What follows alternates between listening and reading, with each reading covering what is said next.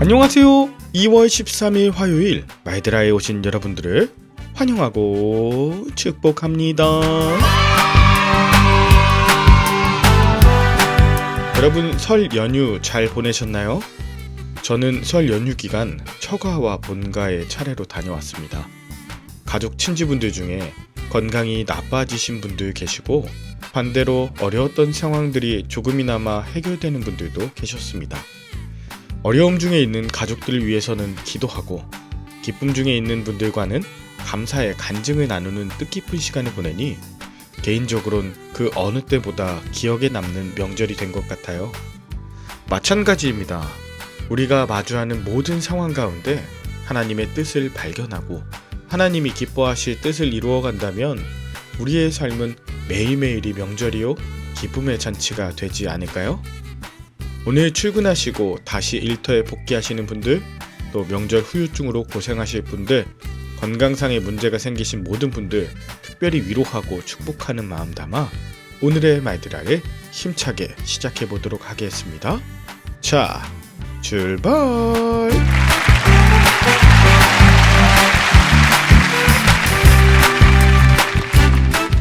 오늘은 요한 3서를 묵상합니다. 여러분, 예전에 바울서 시인을 설명할 때 교회에 보내는 편지가 먼저 나오고 이후에 개인에게 보내는 편지가 배치되었다고 말씀드렸죠? 오늘 요한 서신도 마찬가지입니다.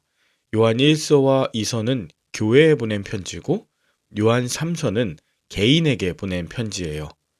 본문 1절에 보면 장로인 나는 사랑하는 가이오 곧 내가 참으로 사랑하는 자에게 편지하노라 라고 말합니다. 이어서 2절에는 사랑하는 자여 내 영혼이 잘됨같이 내가 범사에 잘되고 강건하기를 내가 간구하노라 라고 인사하죠. 여기서 그 유명한 조용기 목사님의 3박자 축복이 나옵니다. 그러므로 사랑하는 자여 내 영혼이 잘됨같이 내가 범사에 잘되고 강건하기를 내가 간구하노라. 할렐루야.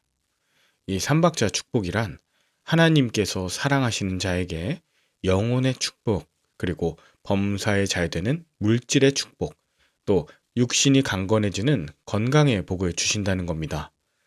이 3박자 축복의 핵심은 영혼의 축복, 또 물질의 축복, 건강의 축복을 순차적으로 받게 된다는 거예요. 먼저 영혼의 복을 받은 사람이 이어서 물질의 복, 그리고 육신 건강의 복을 받을 거라는 겁니다. 그런데 오늘 본문 2절을 순차적으로 이해해야 할 때는 심각한 오류가 생길 수 있습니다.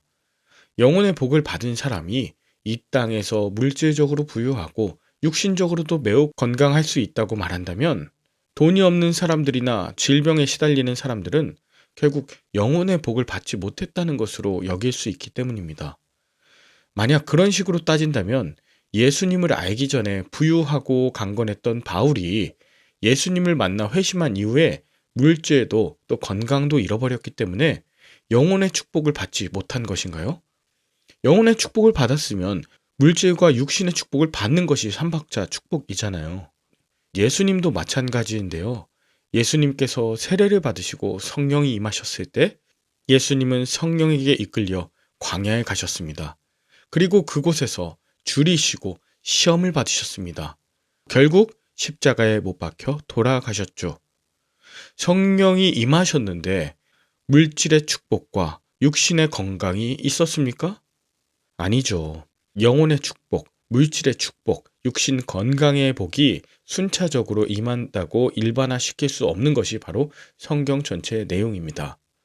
주님을 온전히 따를 때 물질을 잃고 죽음을 경험할 수도 있고 반대로 곤고한 영혼에 육신의 건강과 부유함을 가진 사람들도 있습니다. 그런 사람들이 모두 영적인 축복을 받은 것은 아니지 않습니까? 그래서 오늘 본문은 사랑하는 자라고 부르는 가이오 개인에게 장로 요한이 영혼과 물질과 육신의 건강을 주시길 바라는 개인적인 인사로 보아야 합니다. 조금 더 확장시켜 보면 그가 맡아서 목양하는 교회 공동체를 위해 그 영적인 축복, 물질의 축복, 육신의 강건함이 있기를 바라는 마음을 느낄 수 있습니다. 자, 가이오는 진리 안에서 형제 사랑을 행하고 있었고 장로 요한이 이 이야기를 들었을 때 매우 기뻐하며 축복할 수 있었어요. 그런데 5절부터는 디오드레베라고 하는 사람과 더메드리오라고 하는 사람이 등장합니다.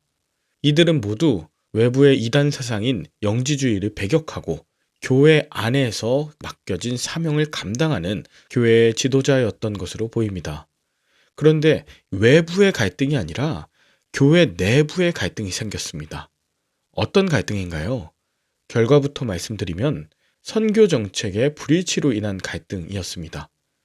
5절에 보면 형제 곧 나그네 된 자들에게 행하는 신실한 일을 가이오가 행하고 있었고요.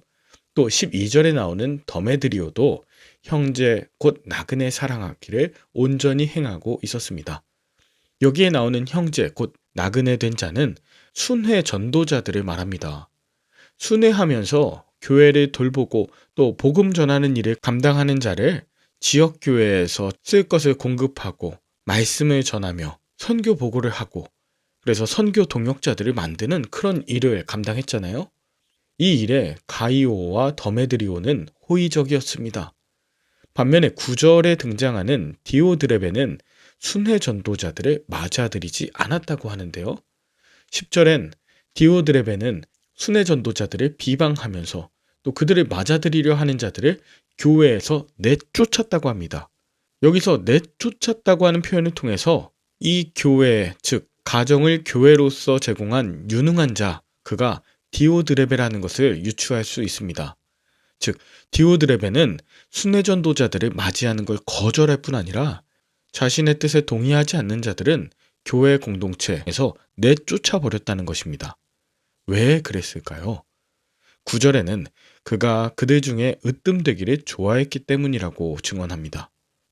순회 전도자들이 와서 사역을 하면 그들에게 물질적으로 접대해야 하는 것 문제였겠지만 그것보다 더 큰 건 디오드레베 자신의 리더십이나 또 입지가 약해질 수 있었기 때문입니다. 여러분, 오늘날에도 우리 교회를 돌보는 것도 어려운데 무슨 선교사들을 초청해서 말씀 듣고 그들이 지원하느냐라고 하는 분들 계실 거예요. 이것이 내부적인 분들을 구제하는 사역에 힘을 쏟느냐, 외부에 복음 전하는 선교 정책이자 의견 차이로 볼 수도 있지만 사실 오늘 본문의 경우는 기득권을 가진 디오드레베가 교회를 자신이 으뜸인 곳으로 만들었다는 안타까운 상황에서 이해해야 하는 것이죠. 그래서 요한은 11절 사랑하는 자여 악한 것을 본받지 말고 선한 것을 본받으라. 선을 행하는 자는 하나님께 속하고 악을 행하는 자는 하나님을 배웁지 못한다고 하면서 가이오를 속히 볼 날을 소망하는 문안 인사와 함께 오늘의 본문을 마칩니다. 여러분은 오늘 본문을 통해 무엇을 느끼셨나요? 디오드레베가 주장하는 개교회 목회와 신앙교육은 개교회가 담당해야지 순회 전도자들에게 관리 감독을 받을 필요 없다고 하는 그 주장에 대해선 어떻게 생각하시나요?